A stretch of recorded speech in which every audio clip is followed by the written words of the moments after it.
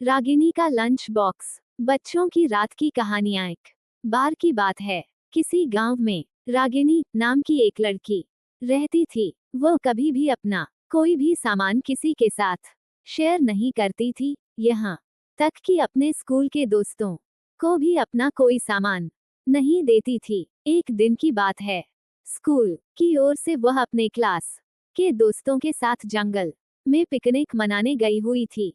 Picnic में वह अपने खाने के लिए घर से कुछ फल लेकर आई हुई थी। दोपहर में जब सभी लोग नाश्ता कर रहे थे, तो उसने भी अपना लंच बॉक्स खोलकर खाना चाहा, लेकिन गलती से लंच बॉक्स में रखा हुआ सेब और फल के टुकड़े नीचे जमीन पर गिरकर खराब हो गए और वह खाने लायक नहीं रह गए। यह देखकर रागिनी काफी उदास हो गई और वह रोने भी लगी थी। उसके सामने बैठा हुआ एक लड़का सुरेश, जो उसकी ही क्लास में पढ़ता था, सुरेश रागिनी के पास आया और उससे कहा, रागिनी तुम रो क्यों रही हो। रागिनी ने उसे दिखाया कि उसका सारा फल जमीन पर गिरकर बर्बाद हो गया और वह खाने लायक नहीं रहा।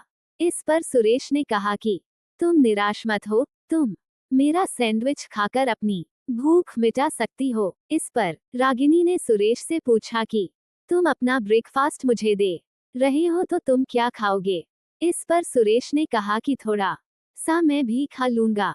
सुरेश ने आगे कहा कि एक दोस्त ही दूसरे दोस्त के काम आता है।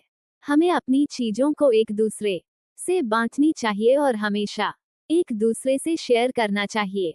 हमें अपने सामानों को, खासकर खाने पीने की चीजों को, अपने दोस्तों के बीच साझा करनी चाहिए। इसे ही शेयरिंग इज केयरिंग कहा जाता है।